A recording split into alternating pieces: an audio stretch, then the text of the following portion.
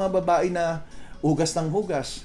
Pagkatapos, baka naman yung iba sa inyo, naghuhugas, gumagamit ng mga sabon. Tandaan nyo po, karamihan ng mga body soap ay alkali po yan. So, anong mangyayari? Pag gumamit po kayo ng mga sabon, halimbawa lang yung mga Safeguard, Tender Care, Johnson & Johnson na sabon, at marami pang iba, baka may Lifebuoy ka pa dyan, posible po nawawash out yung vaginal acidity. Remember, ang habol nga natin ibalik yung acidity ng vagina. Okay. Ngayon, bukod sa sobrang paghugas, may nagsasabi mga OB-GYN na, mas maganda water lang gamitin mo.